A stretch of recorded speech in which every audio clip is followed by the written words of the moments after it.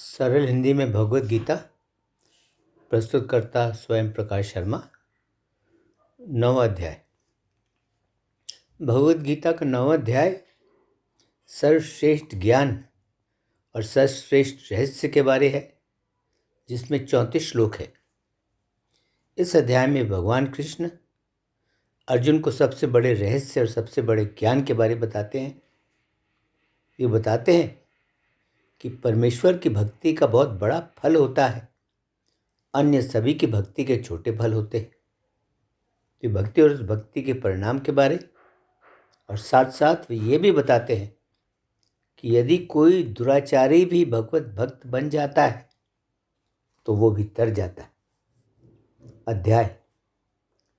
श्री भगवान अर्जुन से कहते हैं, पार्थ, तू जो कि ईर्ष्या से रहित है, तुझे मैं विज्ञान सहित ज्ञान का वह गंभीर रहस्य बताता हूँ, जिस रहस्य को जान लेने के बाद तू सब प्रकार की बुराइयों से मुक्त हो जाएगा। उन सब बुराइयों से तू छूट जाएगा। यह ज्ञान सबसे बड़ा ज्ञान है। यह ज्ञान सबसे बड़ा रहस्य है। यह ज्ञान सबसे अधिक पवित्र है। यह ज्ञान प्रत्यक्ष अनुभव द्वारा जाना जाता है। यह धर्म के अनुकूल है। यह अनश्वर है और उसका अभ्यास करना भी सरल और आसान है। जो लोग इस मार्ग में श्रद्धा नहीं रखते, वे लोग तो मुझे प्राप्त नहीं कर पाते और मुझे प्राप्त न करके वे फिर संसार के जीवन के मार्ग में वापस लौट आते। इस सारे संसार को मैंने अपने अव्यक्त रूप से व्याप्त किया हुआ है। सब प्राणी मुझ में निवास करते हैं, लेकिन मैं उनमें निवास नहीं करता। और फिर भी सभी अस्तित्व में आई वस्तुओं, सभी मौजूद वस्तुओं का निवास मुझ में नहीं है। मेरे इस दिव्य रहस्य को देख। मेरी आत्मा, जो सब अस्तित्व में आई वस्तुओं का मूल है, वह आत्मा उन सभी वस्तुओं को संभाले तो हुए है, परंतु वह उनमें निवास नहीं करती। जैसे सब ओर चलती हुई तेज हवा सदा आकाश में मौजूद रहती है, ठीक वैसे ही तू समझ ले कि ये सब मौजूद वस्तुएं वैसे ही मुझ में निवास करती। काल चक्र के समाप्त हो जाने पर ये सभी अस्तित्व में आई वस्तुएं उस प्रकृति में समा जाती हैं जो प्रकृति मेरी अपनी है। और अगले कल्प चक्र के शुरू होने पर मैं उन सभी वस्तुओं को फिर बाहर निकाल देता हूँ।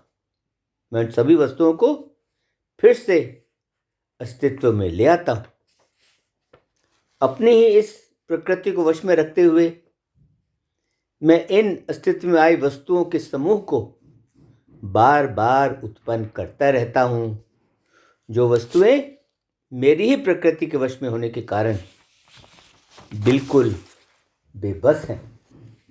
पार्थ, ये जो कर्म है, ये कर्म तो मुझे कभी भी बंधन में नहीं डालते, क्योंकि मैं तो इन सभी कर्मों से बिल्कुल अनासक्त और उदासीन सा बैठा रहता हूँ। मैं तो इन सभी कर्मों से किसी भी प्रकार का लगाव के बिना उदासीन होकर रहता हूँ। मेरी ही देख रेख में यह प्रकृति सब चराचर वस्तुओं को जन्म देती है और इससे ही ये सारा संसार चक्र घूमता रहता है। जो मूढ़ और अज्ञानी लोग होते हैं, वे लोग, जब मैंने मानव शरीर धारण किया हुआ होता है, तब वे लोग मेरी अवहेलना करते हैं, तब वे लोग मेरा तिरस्कार करते हैं, क्योंकि वे लोग मेरी उस उच्चतर प्रकृति को जानते नहीं, जो सब अस्तित्व में आई वस्तुओं की स्वामी है। वे मेरी उस उच्चतर प्रकृति को जानते ही नहीं। जो लोग असुरों और राक्षसों के मोह स्वभाव को धारण करते हैं, उन लोगों की तो सभी ऊंची ऊंची इच्छाएं व्यर्थ रहती हैं। उन लोगों के तो कर्म भी व्यर्थ रहते हैं, उनका तो ज्ञान भी व्यर्थ रहता है और वे लोग विवेकहीन हो जाते हैं। लेकिन वे महान आत्माओं वाले लोग जो सदा दिव्य प्रकृति में ही रहते हैं, वे मुझे सब रची गई वस्तुओं का नश्वर मूल समझकर अनन्य चित्त से, एक ही भाव से मेरी उपासना करते हैं। सदा मेरा गुणगान करते हुए, कोशिश करते हुए और अपने व्रतों पर स्थिर रहते हुए, उन व्रतों पर मजबूती से टिके हुए भक्ति के साथ मुझे प्रणाम करते हुए और सदा योग में लगे हुए वे मेरी उपासना करते हैं। अन्य लोग ज्ञान यज्ञ द्वारा मेरी उपासना करते हैं। वे मुझे एक ही रूप वाला और साथ ही मुझे अनेकों रूप वाला, सब दिशाओं की ओर मुख किए हुए ऐसा जानकर मेरी पूजा करते हैं। मैं ही कर्मकांड हूं, मैं ही यज्ञ हूं, मैं ही पितरों के लिए पिंडदान हूं, मैं ही औषधि हूं, मैं ही मंत्र हूं, मैं ही घृत या घी हूं, मैं ही अग्नि हूं और मैं ही आहुति भी हूं। मैं ही इस संसार का पिता और माता हूं, मैं ही संसार को संभालने वाला हूं और मैं ही संसार का पितामह हूं। मैं ही ज्ञान का लक्ष्य हूं, मैं ही पवित्र करने वाला हूं और मैं ही ओम ध्वनि हूं और मैं ही ऋक् साम और यजुर्वेद भी हूं। मैं ही लक्ष्य हूं, मैं ही भरण पोषण करने वाला हूं, मैं ही स्वामी हूं, मैं ही साक्षी हूं, मैं ही निवास स्थान हूं, मैं ही शरण हूं, मैं ही प्रिय मित्र हूं, मैं ही उत्पत्ति और विनाश हूं, मैं ही स्थिति हूं, मैं ही विश्राम का स्थान हूं और मैं ही अनश्वर बीज हूं। मैं ही तपता हूं, यानी मैं ही गर्मी देता हूं, मैं ही वर्षा को रोकता और छोड़ता भी हूं। मैं अमरता भी हूं और साथ साथ मैं मृत्यु भी हूं। मैं सत्य भी हूं, यानी मैं वो हूं जिसका अस्तित्व है, और मैं असत्य भी हूं, यानी मैं वो भी हूं जिसका अस्तित्व नहीं है। जो 3 वेदों को जानने वाले लोग हैं, जो लोग सोमरस का पान करते हैं और जो लोग सब पापों से मुक्त हो चुके हैं, वे लोग यज्ञ द्वारा मेरी उपासना करते हुए स्वर्ग पहुंचने के लिए कोशिश करते हैं।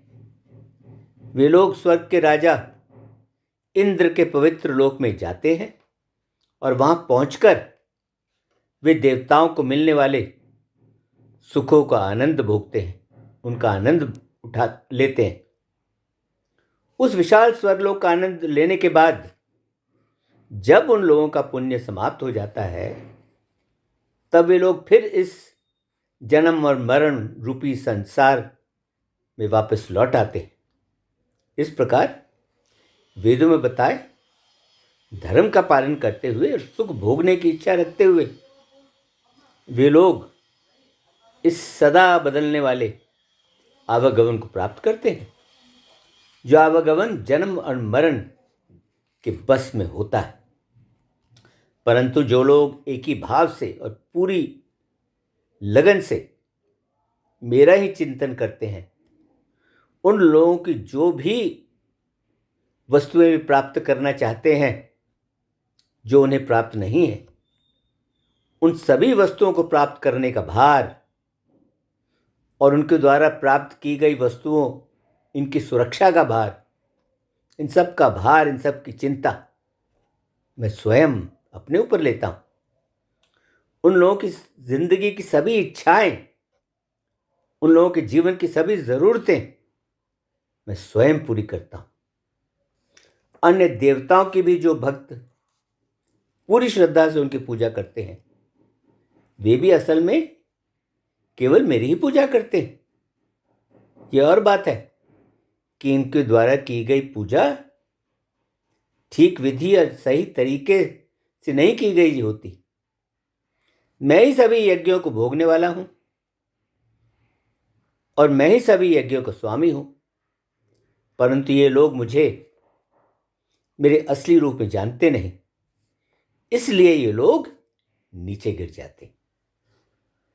देवताओं की पूजा करने वाले देवताओं को प्राप्त करते हैं, पितरों की पूजा करने वाले पितरों को प्राप्त करते हैं, भूत प्रेतों की पूजा करने वाले उनके पास जाते हैं, और जो मेरी पूजा करते हैं वे तो मुझे ही प्राप्त करते हैं। जो कोई भी मुझे पूरी श्रद्धा से, पूरे प्रेम के साथ पत्ता, फल, फूल या फिर केवल जल ही चढ़ाता है, उसके प्रेम तथा श्रद्धा से दिए गए उसके उस उपहार को मैं खुशी से स्वीकार करता हूं। जो कुछ तू करता है, जो कुछ तू खाता है, जो भी तू यज्ञ करता है, जो भी तू दान देता है और जो भी तू तपस्या करता है, उन सब को तू मुझे ही दिया जा रहा उपहार समझकर करता जा। इस प्रकार पार्थ, तू उन सभी शुभ और अशुभ, तू उन सभी अच्छे और बुरे परिणामों से मुक्त हो जाएगा जो कि कर्म के बंधन के कारण है।